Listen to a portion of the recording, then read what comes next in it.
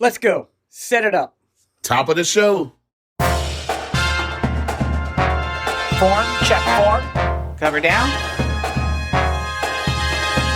Do it again. Run it back. And we'll see you at the show. Hi, everyone. Welcome to the very first episode of On a Water Break. Yeah, we're doing it. We're doing it. I can't believe it. It's amazing. It's so much fun. Holy moly. We have really big plans about what we would like to talk about on all of our water breaks this season. It is a podcast about everything in the marching arts. You name it, we are probably already planning on talking about it. So there's just so much stuff we want to talk about with you guys. This is going to be super chill. So all of you who are here, we're just going to chat together, and all of our listeners, we're going to have ways to include you guys as well. I am your host, Jackie Brown. You might know me from a little team called Spintronics Color Guard and Guard Closet.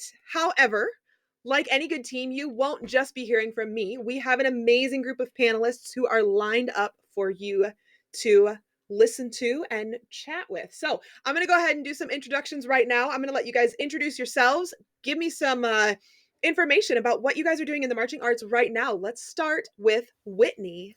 Hi, everybody. My name is Whitney Stone. I am originally from Sylva, North Carolina. I grew up there in the mountains of North Carolina, and I grew up doing dance and taking dance and gymnastics and a little bit of cheerleading, and then started flute in 6th grade, played flute all the way through high school, started color guard as a sophomore in high school, and continued my color guard career after high school with Carolina Crown. I marched there for 5 years. I marched at the Study Independent World for 2 years, 1 year with First Flight, and 2 years with the Pride of Cincinnati, and 1 year with Zydeco. I moved to the Midwest, Indianapolis, in 2006, and lived there for almost 9 years.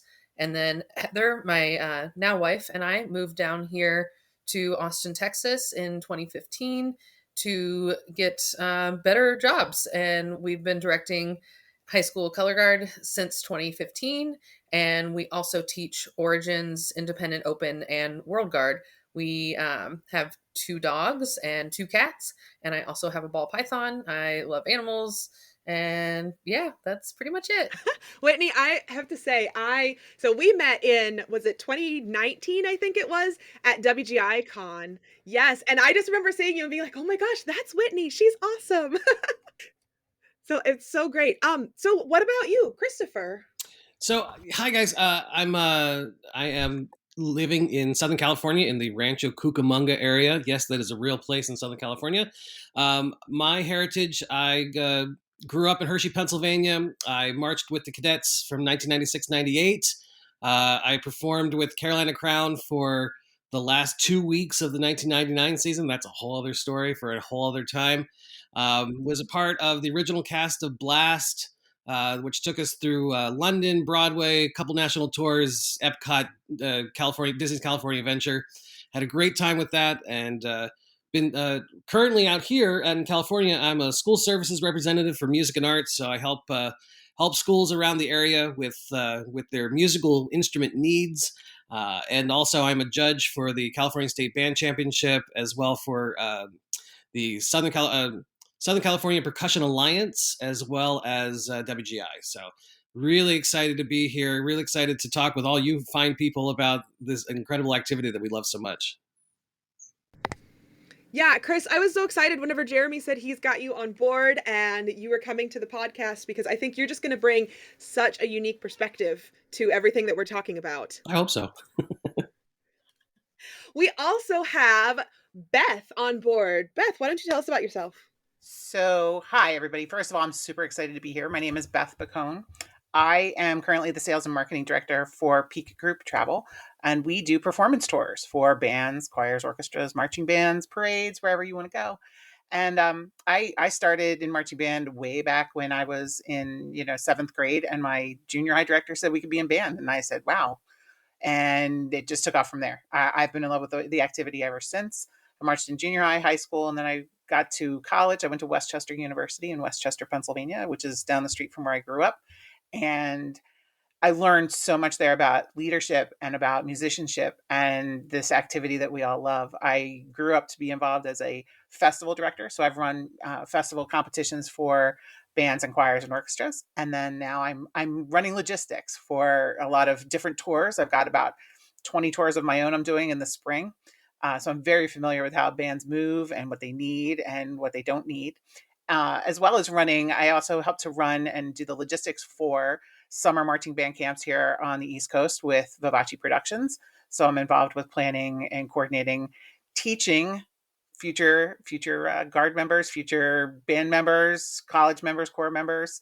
I'm really excited to be part of the marching arts in the summer, as well as the lead coordinator for the Collegiate Marching Band Festival here in Allentown, Pennsylvania, every fall, which is kind of an iconic 20 band experience that local bands on the up and down the East Coast participate in, and it's one of the highlights of my year. I'm very proud to be part of that activity, and it's just wonderful. I'm just really excited to be part of this podcast and to be able to talk about things from my side and what it looks like on the logistics side of things. And I'm a fan. I'm a band fan. I'm a core fan, so I just enjoy it. I am so excited you're here too, Beth. I know we got to meet on our previous show on secrets, and whenever Jeremy brought you back, I was like, oh cool, I feel like all of us really can learn so much from each other, and I think that your involvement in sort of the administrative side of things is going to be very, very educational, not just for our listeners but for everybody here. This is just awesome to be able to see these kind of things. I'm excited and proud to be doing it. Thanks for having me. All right, and our fourth panelist here today is Tom. Tom, why don't you tell us a little bit about yourself? Hello, hi. Thanks for having me. I'm originally from New Hampshire, the beautiful state of New Hampshire. I got tired of the snow, so I moved to California, where it's always sunny and happy. I live in Los Osos, California, which is right along the coast, about smack dab middle of California. The average weather is about 70 degrees all year round, so I can't complain about that. I got involved in this activity in 1984. Yeah, I'm old. And I aged out in 1995 with the Boston Crusaders. I went back to help them make finals for the first time in 1999 on drum staff, which was so exciting. And then to see where they are today is even more exciting. Wow, what a growth that course had. Anyway, I am endorsed by Pearl Percussion and Innovative Drumsticks, and I'm a judge here in California, the CCGC and the PAC circuit as well. I judge both sides, percussion and color guard, which is a lot of fun. And I'm a professional disc golfer. Yeah, that's a thing.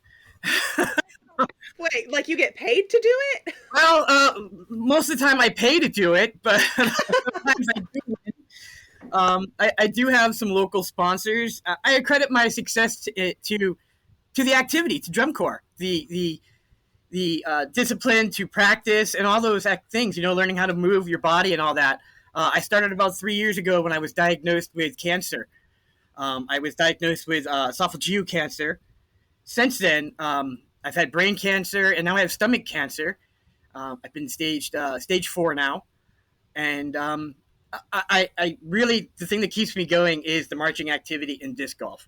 Those two things really have such a positive effect on my attitude and what I do every day that just keeps me going strong. So I'm excited about this podcast and talking with all of you and informing and educating many more people as well. Yeah, so thank you. Thank you so much, Tom. I'm so glad you're here too. I'm glad that we can be part of that motivation for you to keep pushing through. So everybody, why are we here? This isn't just something that like we decided to go off on a whim and like, oh, well, let's just start a podcast. There's been a lot of conversation going on building up to this. So what are your guys' motivations? I was told there would be snacks. Someone lied to you. I know. I feel like I've been duped. No, but I think that I know for me being here is just it's staying connected, right? We're fans, or we're teaching and instructors, but like for me especially, because I'm not actually actively teaching per se with the students, this is a great way for me to stay connected and involved in what's going on now, what's current, what are maybe some upcoming trends that we're going to learn about as we do the podcast. But I think for me it's just being connected with everybody, and Jeremy has a kind of a way of getting you and he gets his hooks in you, and you can't get out really very easily. I don't So understand that at all. I know, right? He's not like that at all. But for that, Don't talk about me like I'm not here. So it was definitely something worth doing. And I'm a band geek. That's let's just put it as plain and simple, right? That's what I am. I'm a band geek. Everybody that knows me knows that. And if I can have an opportunity to talk about it, when you're giving me a platform and a microphone, it's almost dangerous. So I'm just happy to be with people, like-minded people, and we can all chat and hopefully move the activity forward a little bit for maybe a couple people that are listening to us and want to learn a couple different things. I love being part of that. It's really exciting. For everybody who doesn't know Jeremy, he is the owner of guardcloset.com and one of our production person here. It's nice to finally meet the person my band gives a lot of money to. I appreciate you, and I appreciate you. I appreciate all of you, and I'm going to stay off the microphone in this one. I'm just staying in the background unless Beth has something to say and I need to respond. Then I'm going to have my little button and I'm going to respond. Okay. He does have the power of the mute. Yeah, to piggyback off what Beth was saying, like I jumped on this podcast too because I just love the marching arts activity. I love HBCU bands. I love the small bands. I love big bands. I love drum corps, winter guard, drumline, the whole thing. Just to see, and especially to see, the progress of the activity from when I marched back in the 90s to what it is now. It's just amazing to see how everything has evolved. Yeah, I'm with you, Chris. Because I marched before you, and that was more like the late '80s, early '90s, and to see the difference. I said the other day, it's kind of crazy how there's all kinds of movement. The whole ensemble's doing the movement. It's not just the guard. It's not just percussion. It's everybody. And I don't know. I don't know if I could have done it. I don't know if I could have done it, but it's amazing to see what choirs and bands are doing today. And like you said, big or small, it doesn't seem to. They're all fascinating to me. I love it. Yeah, the fact that tickets are still below $50 for what these kids do is amazing. People it sure is. should not complain. I think for me, seeing it from the perspective of someone who's been through so many different things and seeing everybody's perspectives, like one of the cool things about being a band nerd is that band nerddom keeps going and keeps growing. So like if you're really excited about high school band when you're in high school band, that's just one aspect of it. Then when you get into winter guard and winter percussion and indoor winds, like you get really excited about those things. And then maybe you get to go to WGI, maybe you get to go see DCI, maybe you get to see all of the different ways that people put marching bands on the field. And I think one of my reasons really for wanting to have a podcast and put that out there is so these younger generations can kind of see that marching band does not fit into a box. There's so many different ways that you can do it. And it can be parades, it can be camps, it can be field performances, it can be anything. That's kind of like the beauty of it, is it's whatever you can creatively dream up for it to be. What about you, Whitney? I am really excited to be on this podcast. I love podcasts. I love listening to them. I am really obsessed with true crime podcasts, as I think many people are, and also love to listen to other marching podcasts as well. So I'm just really excited to be a part of this and get to know people and interview people from all over the place and just share our love of the pageantry arts with everybody. Maybe we need to start a true band crime podcast too. Oh my God. Like Who Burned Down the Band Trailer when I was in high school? That one? Like, oh gosh, that's a whole can of worms. That's it is. I'm telling you. We could have a whole podcast. Conspiracy madness. Yes. Who got into the percussion closet and busted all the drum heads? Oh my God. All right, guys. Well, it is time to start rehearsal. So let's get it going.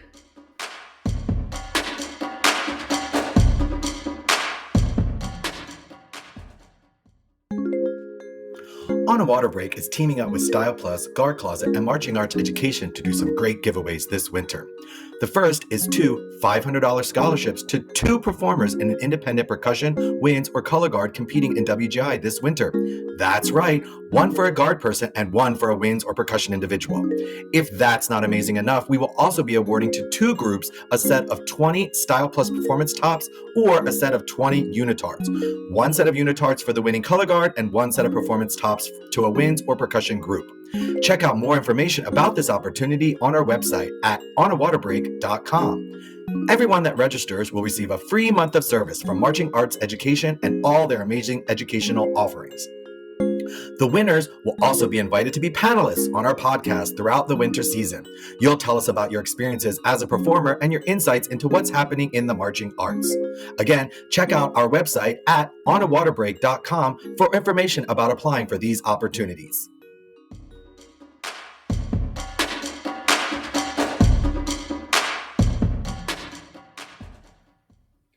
Okay, kids, take 10. Make sure you go over the music for the next chunk and color guard. Retape those flags. Now's the time in rehearsal when we solve everyone's issues, or at least we try to. We are marching band staff, not miracle workers. So let's get going. Today, the guest clinicians that I have with me are some awesome friends of mine, one new, one who I've known for a very long time. I'm going to start with you, Trevor Bailey. Hello, my name is Trevor Bailey. I'm the Assistant Director of Athletic Bands at Western Carolina University, located in Cullowhee, North Carolina. Serving as my second year here with the Pride of the Mountains Marching Band. I also have experience of marching drum corps. I've marched a couple years with the Troopers. I'm in the early 2000s. I've also taught there for several years. I've also served on brass staff or drum corps like the Cadets, Phantom Regiment, Cavaliers, and currently serving on my second year with the Mandarins Drum and Bugle Corps as the low brass coordinator. So it's really great to be here on this amazing podcast on the water break.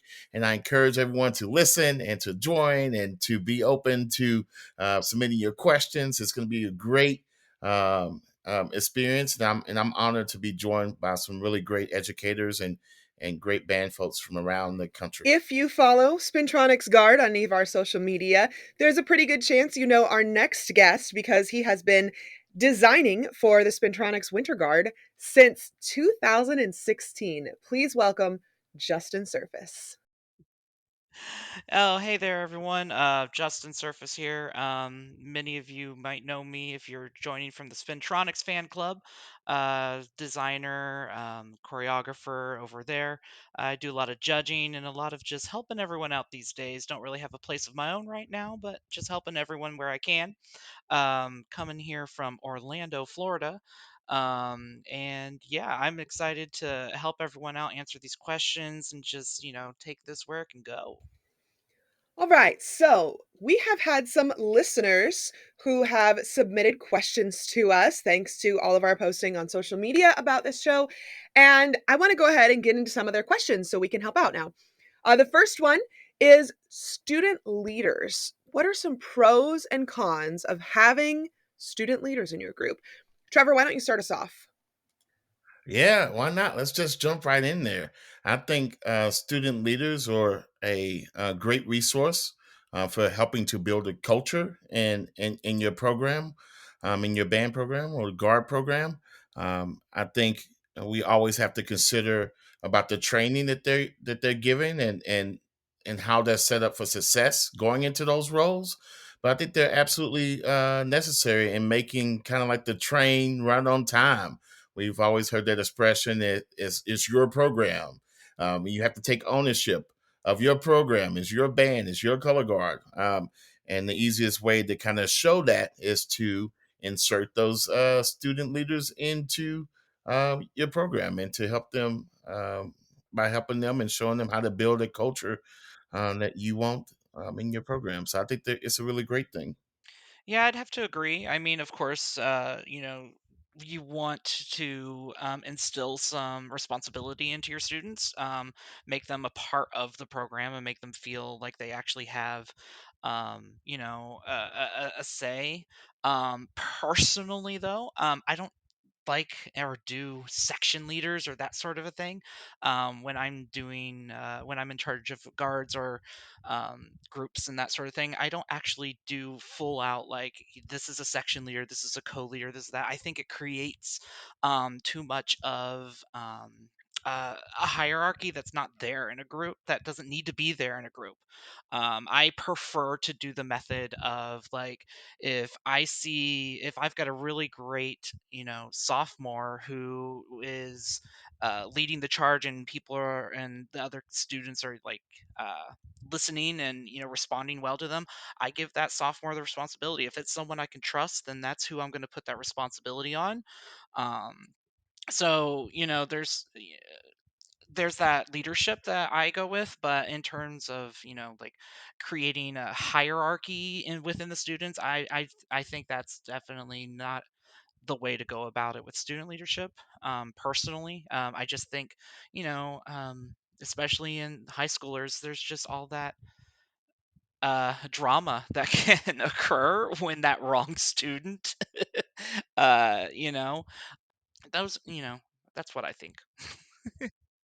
Yeah, yeah, Justin, I'm interested. I really like the justification. Maybe I'm just interested on like a different side of it.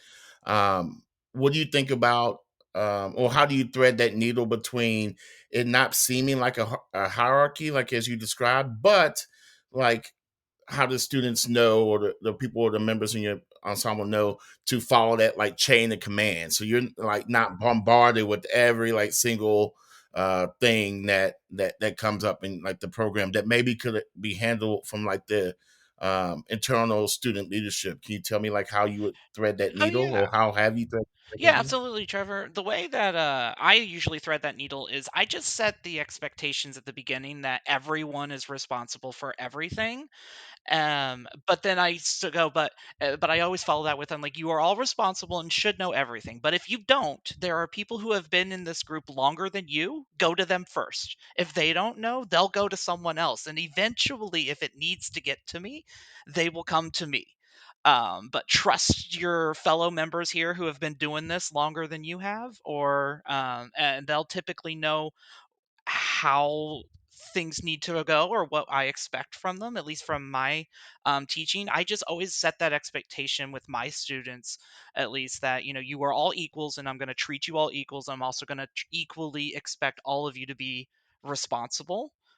And then that just kind of breeds this culture, at least I've found it kind of breeds this culture of, okay, if we take care of each other and we don't ever have to bring anything over to Justin, then he's happy, and then we're happy because everyone's happy. I love that. Oh, I love that. Maybe based on size of groups too. You may be in a position. So like at the college band, I have the privilege of teaching as 400 plus people. So there are a lot of moving parts. So that structure and chain of command is kind of crucial Hmm. for our particular organization. But I could see that it could for different strokes, different folks. Hmm. I guess Jackie, have any experience like with this, or some feedback? Kind of help maybe break the tie a little bit.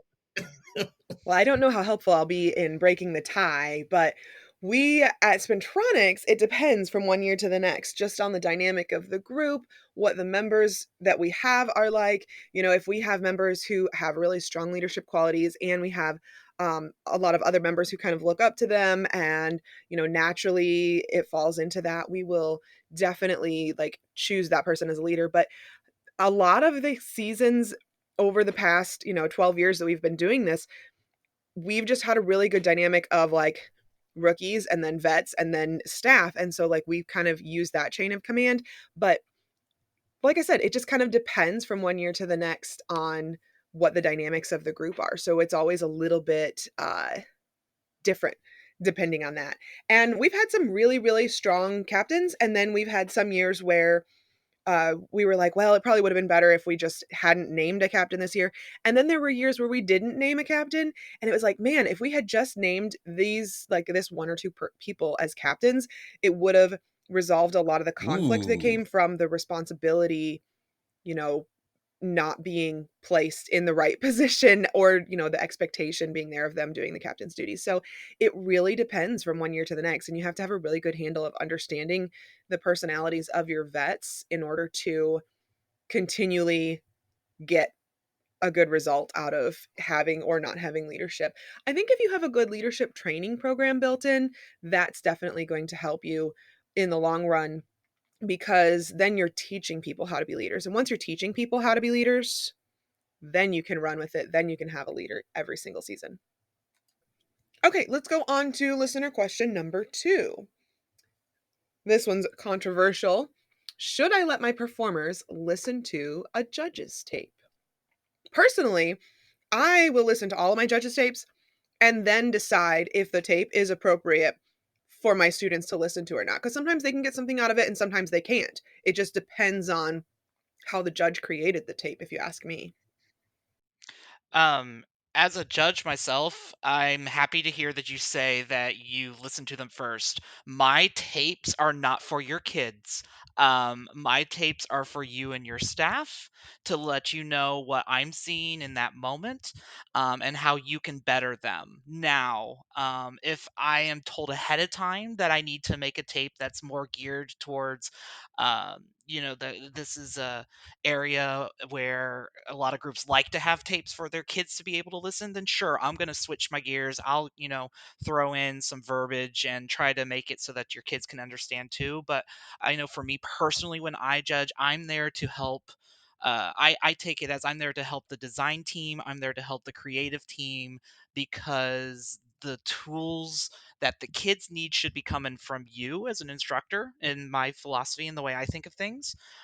So when I'm judging, I'm there to help you see the things that maybe you've been staring at for months now and just haven't noticed. And I'm there to kind of help you out with that.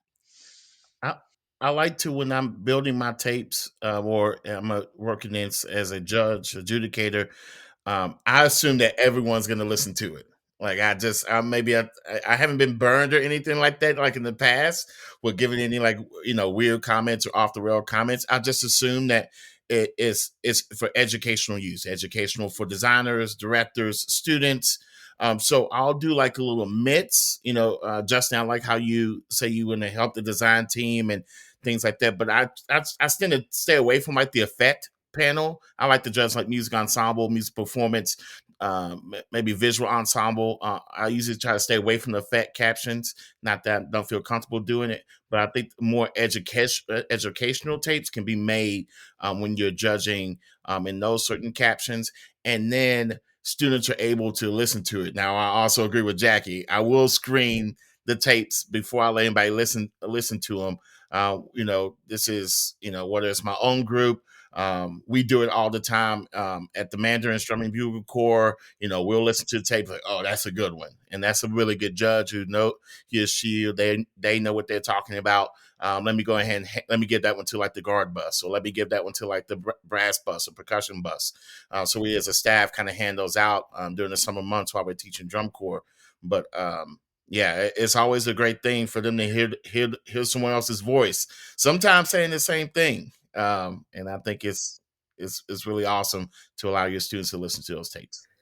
Next up is Text a Friend. This is the part of the podcast where we have 30 seconds to try to get a friend of ours to answer a question. We don't know what the question is. Jeremy is going to read it to us. So those of you who don't know, Jeremy is our producer and he is backstage. He's also the owner of Guard Closet. And he's going to read us the question, and bonus points if we can actually call and get our person on the phone. So get your phones out. Just so you know, I'm totally not prepared for this, and all of my friends are currently in rehearsal. So I've been like texting friends trying to find someone who is not currently in a rehearsal right now. And Jeremy's going to read it off. Well, everyone, it's Jeremy, and I am here to read the question. I hope you all have your text a friend ready.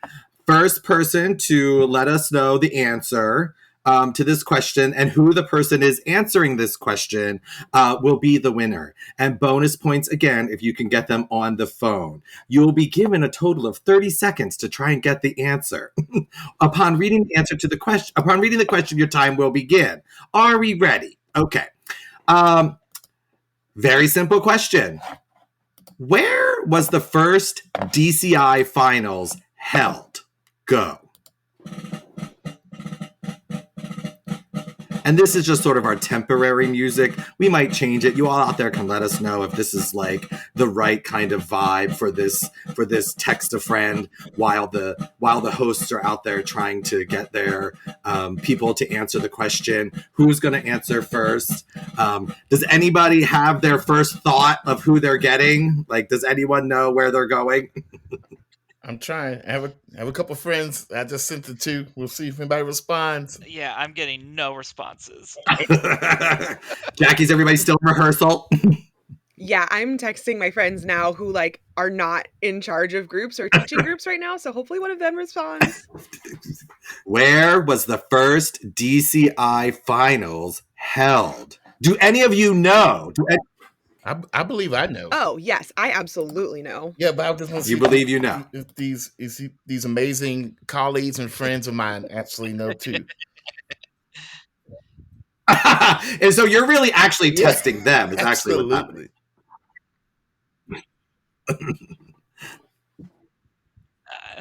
No, I'm not getting any answers. I have an answer, but I'm not sure if it's correct. Oh, Well, first off, tell us who it is that you have as an answer. The person that I asked was the director of athletic bands, my colleague here at Western Carolina, Jack Eady. So Jack Eady Jr. says that he thinks the answer is, quote, somewhere in California. California? And you think the answer is? I think the answer is Whitewater. Am I right? Whitewater, Michigan. No, not Michigan. Wisconsin. No. Jeremy, it's Wisconsin. No. Wisconsin. Wisconsin. You gotta do it in the accent. Wisconsin. Sorry, Wisconsin. I'm sorry, I had the accent. Wisconsin. All right. Well, Trevor does not get the bonus points, but Trevor does get Trevor will take the win this week because he had the answer, even though his texter friend did not. So, throwing it back to you, Jackie. Thanks, Jeremy. Oh, yeah, I've performed at Whitewater a couple times and had some groups perform there that I was teaching. And that's just one of those places you just do not forget it because it's Whitewater, Wisconsin. Well, let's go ahead and move on to listener question number 4. This is our final listener question. How do I explain showmanship to my students in as few words as possible? So sum it up. How well you can, the best storyteller wins. I don't know. Like, I think showmanship is about storytelling, visually, musically. That's a tough one. It also, I think, would depend on the audience. So I'm going to pretend that I'm with a high school group. And if I were trying to tell them in as few words as possible, I would say, you know what? To explain showmanship to them, I would probably say to them, TikTok performance. Perform as if you were making a TikTok because that's what they're going to understand. And that's really what showmanship is. Those creators on TikTok who are super popular, they've got more showmanship than I've ever seen out of some of them younger groups there. So yeah, if I was talking to some high school kids or whatever, I'd be like, you know what? Put on a TikTok performance. That's showmanship right there. You know what, though? Those kids who spend a lot of time on TikTok and watch TikToks, they know a good TikTok performance versus a bad one. They know those ones that just pop off and do really well versus the ones that are cringy. Unless they're the ones making the TikToks, and I've watched them make the TikToks before they learned the word showmanship, and now we have a problem. I think the the best way you could be, as I'm thinking about it again, you could be the best showman, best performer, whatever, is that in in the art form, indoor, outdoor, marching band, drum corps, you have to be vulnerable, right? Like you have to be uninhibited by like everything that's around you. You have to, tell that story. You have to let the music, kind of take over. You have to kind of create. How does the music make you feel? Does it bring any certain type of emotion out of you? And are you willing to just go for it and show your skill level, your talent, your emotion, your vulnerability to hundreds and thousands of people that you don't even know, as a performer. It's a really tough thing to do. But hey, that's why band isn't for everybody, as we all know. But Oh, truth. oof, All right. If you want our staff to help you with your next marching arts issue, we have our staff standing by ready to help. Simply send us a voice recording or an email to onawaterbreak@guardcloset.com. Now, everybody get back on the field for the final rehearsal chunk. Ooh, but first we have band parent announcements. Take it away, Cindy. Hey guys, Leander Mama here with this week's Mama Minute, where I spend just a little bit of time talking about my favorite activity in the whole world, band. What else? This week I just wanted to share a special story with you guys about the program that is dearest to my heart, the Leander High School Band. Leander's been going through a little bit of a rough transition this past year. They have new directors, some new leadership, and you guys know those things are tough on a band program. And when a band is in a big transition like this one, they especially need support from the band parents and from their booster club. For the last 3 years, Leander has had an absolute rock star parent running their booster club. And honestly, the program would not have run as smoothly as it does without Miss Stacy Baldwin's loving hand. Sadly, Stacy just recently passed away from cancer. But guys, I gotta tell you, her story was never about that disease, but it was all about her love for her own family and her love for the Leander Band. Stacy was president for over 3 years, and she remained president this fall, even when she didn't even have a child in the program. Now that is dedication, and she did all of it while tackling treatment for stage 4 cancer. And during all that time, Stacy truly was never known to complain about her illness or her treatments. She exuded strength and energy when truly most of us would have just laid down and said, enough already. And in her own words, Stacy said that she just wanted her kids to remember her as willing to do anything for them. And I'm sure that extended to her Leander Band kids as well. And she truly did give everything to that program. When Stacy recently decided to no longer pursue treatment for her cancer, the Leander Band gathered in front of her home and basically held a pep rally on her front lawn.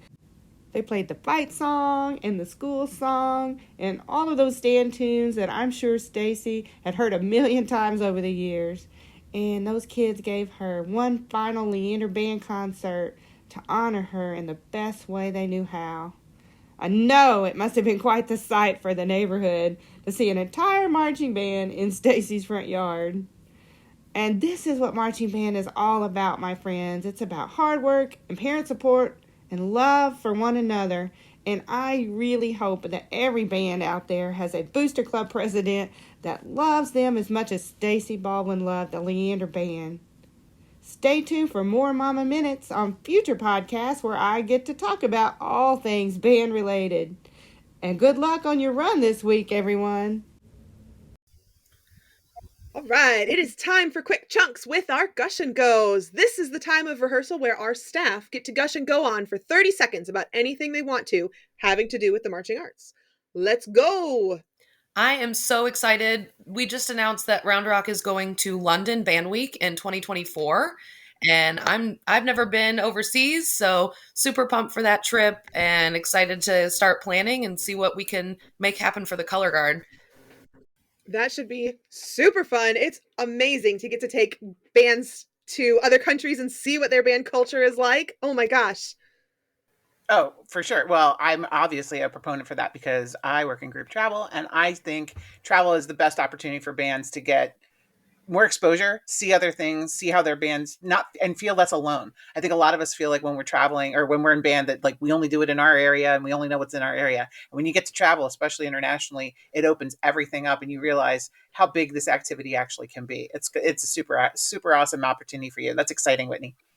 Well, I want to say I'm going to gush and go about the fact that I have witnessed now the resilience in the students after COVID and the programs that have bounced back after all of the obstacles over the last 2 years. It has been amazing to see the kinds of programs that schools are able to put out right now with a lack of fundraising that's happened over the last few years, with loss of staff, loss of students, programs that got decimated and feeder programs that got decimated by kids that couldn't learn maybe in person, and seeing these groups not only do okay or put a show out there, they're thriving and they're doing well, and they're getting more people even excited about band again in their communities and in their schools, and it's been really heartwarming and really exciting to see. Chris, do you want to gush about something real quick? Oh my gosh, I do. Did we all get to watch the University of Michigan marching band perform this past weekend? Well, if you didn't, so University of Michigan marching band is celebrating their 125th year of performance, and for this anniversary, they teamed up with 9-time Grammy and Pulitzer Prize winner Wynton Marsalis and the Jazz at Lincoln Center Orchestra to perform a New Orleans themed show in the University of Michigan stadium.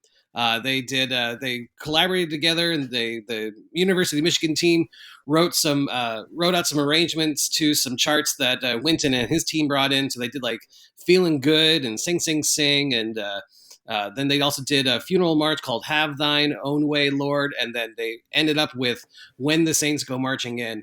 And University of Michigan always does really cool stuff. When they did the light up show a few years ago. It was just really great to see the mix between the jazz idiom and the marching idiom coming together. And kudos to the professionals on the field playing in that cold Michigan weather. After teaching Plymouth Canton years ago, I can definitely tell you it's cold in Michigan right now. Well, go blue. Yeah. Tom, you got something to gush about? I sure do. My high school group fall show is "Thank You for Flying." It's a hilarious production about riding on an airplane. Everything from your bad in-flight movie to turbulence, and thanking the pilot on the way off the flight. It's a lot of fun. We're looking forward to it. My go is, unfortunately, we're only doing 4 shows this year, so we only have 2 performances left. Which is really unfortunate. It's been a lot of fun working on this show this year. So that's what I've got. It's great though that so many bands can come back, even though it's that sort of stunted season. Like maybe it's a shorter season, maybe it's a little easier season, but I think that it's such a great thing when we can pull back a little bit and allow our students to kind of thrive in that environment. So honestly, kudos to you for doing that with your program too. Yes, thank you. It's only our second year back after the pandemic, and it's been a growing experience again, really starting from scratch. There's a lot of creativity. Yeah, a lot of directors have become very creative in how they've been able to put shows on with maybe different numbers, different orchestrations and stuff. It's amazing. It's truly remarkable, especially for those of us that aren't teachers, to see that and see what they've been able to do. It's awesome. You guys are all great. All right, let's get back to rehearsal. We've got one more chunk to do.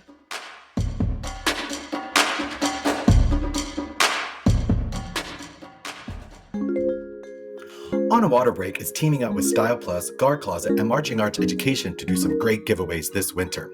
The first is 2 $500 scholarships to 2 performers in an independent percussion, winds, or color guard competing in WGI this winter. That's right, 1 for a guard person and 1 for a winds or percussion individual. If that's not amazing enough, we will also be awarding to 2 groups a set of 20 Style Plus performance tops or a set of 20 unitards. 1 set of unitards for the winning color guard and 1 set of performance tops to a winds or percussion group. Check out more information about this opportunity on our website at onawaterbreak.com. Everyone that registers will receive a free month of service from Marching Arts Education and all their amazing educational offerings. The winners will also be invited to be panelists on our podcast throughout the winter season. You'll tell us about your experiences as a performer and your insights into what's happening in the marching arts. Again, check out our website at onawaterbreak.com for information about applying for these opportunities.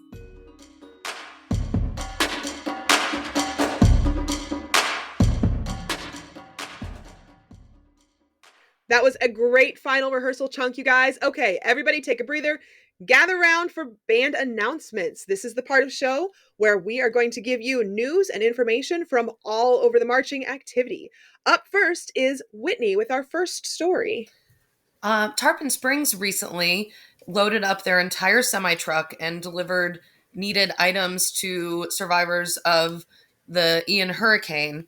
And I know that they are trying to organize a second delivery, but I think that's just so awesome that they used their own resources to deliver generators and needed supplies to those that are struggling after Ian. I know it decimated parts of Florida, and that's just so cool to see somebody use their own semi-truck like that and organize that and help others.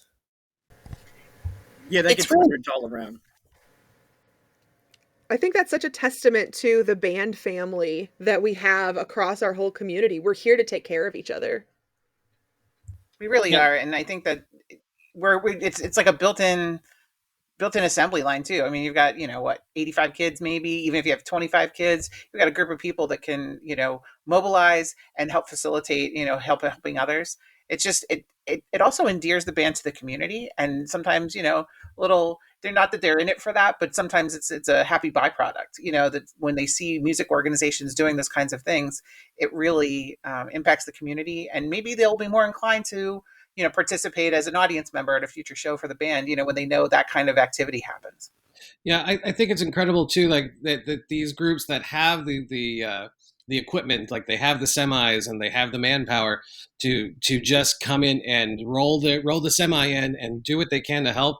I know that when out here on the West Coast, when the drum lines start to head east to Dayton, that several schools will pile all their equipment into one semi to help each other out with help, so that we're not taking 17 semis across the United States. So it's really great to see what Tarpon's doing.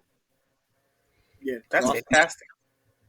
I think what also is really special is that this band is so competitive, and I know that they have a very busy season and a very busy schedule. So for them to find time and take time out of their own schedule and organize this is really outstanding.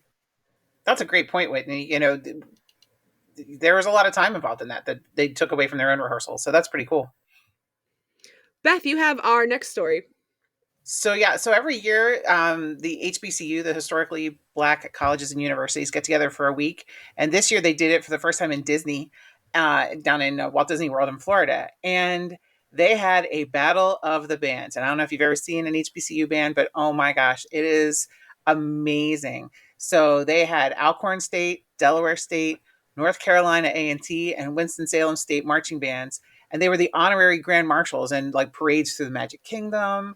And then they had their battle of the bands that was put on at the ESPN Wide World of Sports complex. So they really got to put their best foot forward and really show the fans at Disney and at ESPN, what it means and what it looks like to be in an HBCU. And I know each year, when we do the Collegiate Marching Band Festival here in Pennsylvania, that a lot of times Morgan State will come up and join us, and it is one of the highlights of the show. The crowd is just feeds off of the energy coming off of that field, and they're just remarkable, and it's so much fun. I'm so happy that they got that chance to get that kind of exposure in a facility like Disney and the ESPN Sports Complex. It's pretty cool. Ooh, I haven't been there before, but has anybody been there? Like, I've heard it's a really awesome, it's an awesome complex that they built. And they built it specifically for, like, these kind of events, like, right, like marching bands and indoor guards and cheer teams and gymnastics and stuff like that. Exactly. We do get a lot of groups that get down there to do that, to participate in certain events that are down there.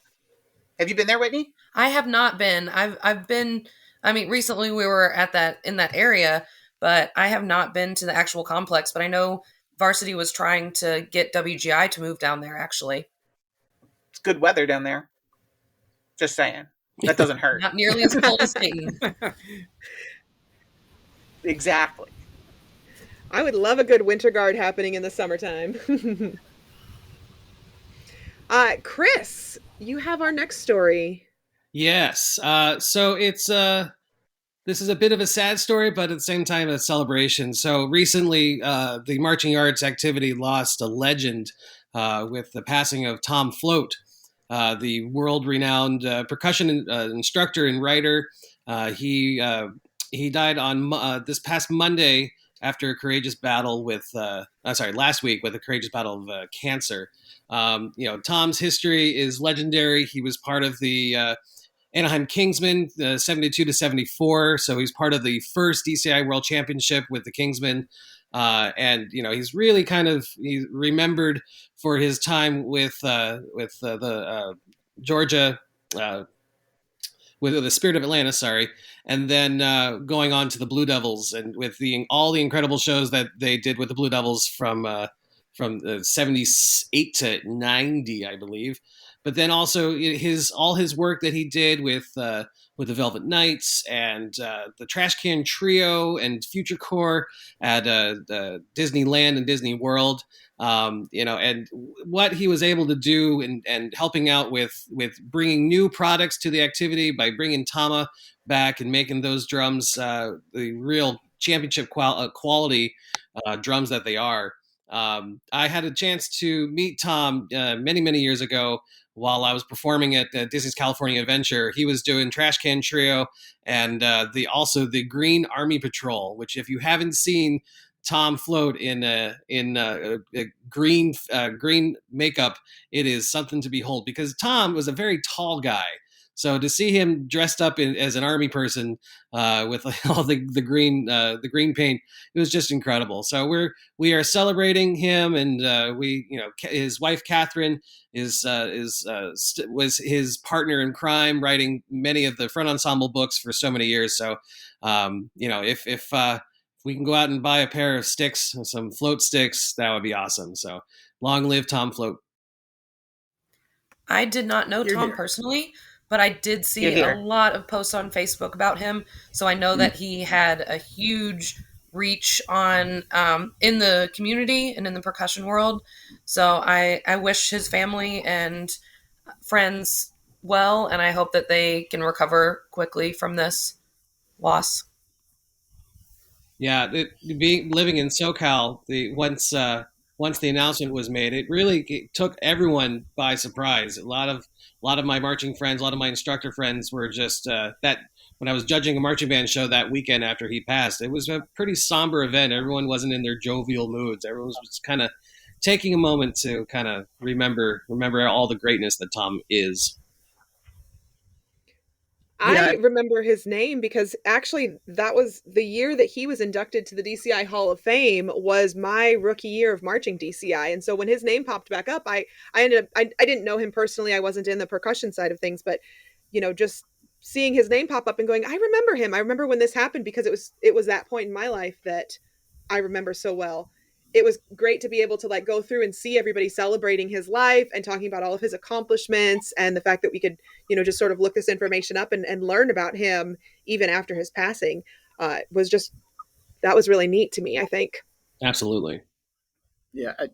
Tom really invented the concept and the idea of having a good time and being a high level performer. You don't have to be a soldier and regimental to be great at something. He really had the concept of, as long as you're having fun, you're possibly doing it the right way. Yep.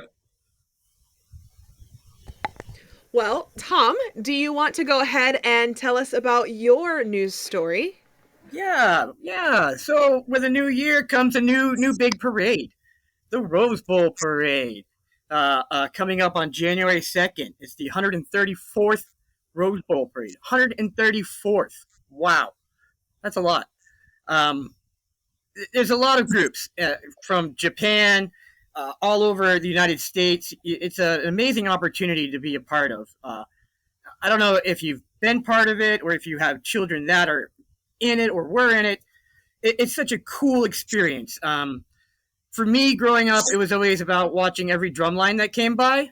I didn't know any of the football teams that I've ever played, and I still don't. But I can probably tell you a lot of the drum lines that have been in that parade. And that's still the excitement to me. I still watch all the parades for all those reasons. That's what I love about it. So yeah, that's coming up, and there's like 21 groups in it this year. 21. Usually there's only about 15 to 16. This year there's 21. They're adding 6 more bands this year than they normally do. That's awesome, giving more opportunity to more groups to be on the huge stage, which is so exciting, even if it's only for 30 seconds. So good luck to everybody that's involved with that. And the weather obviously will be perfect because it's California. Yeah, that SoCal weather is really something. Oh my gosh. Yeah, and it's no joke getting those groups to Anaheim and Pasadena to do the parade. I mean, it is, we had a group actually go there January 1st of this year, of 22, and they got postponed because of COVID. So they were supposed to go in 21 and couldn't, so they had to go in 22. And I think the Tournament of Roses has decided that, a lot of the groups that had suffered that same fate, they're inviting them to come back. And I think that's why we're seeing a couple more bands being included this year to kind of invite those groups in. And what's really cool too is a lot of those bands are, they're high school bands, and so some of their folks have graduated, and they're incorporating some of their alumni into those, to be able to participate with the band, so that they don't actually miss out on that experience, which is it's just awesome. It's awesome that the Tournament of Roses acknowledges that, and that the bands are incorporating those students in as well. And it's no joke fundraising for something like that. If you've got a large band, you're talking some change, some folding money. It can be, especially coming from the East Coast all the way out west, it can be close to $1 million by the time you're, getting all the uniforms and instruments and the fundraising to get, because you're not going to go to California for a day. You're going to go for, a good week. And so it's a big deal. You're going to go to Disneyland. Right? Yeah, you're going to Disneyland. Come on. For bringing that up. Yeah, it's almost a season's worth of finances just to go for this one experience. Yep, it's a big deal. So, if you ever hear about a group that's fundraising for it, throw them a buck or two, because they need it. They need every dime, and they are not ashamed to sell anything to get there. Well, that was great. We're going to have to go ahead and wrap up our rehearsal for today. So everyone, good luck on your final run this week. We'll see you next time.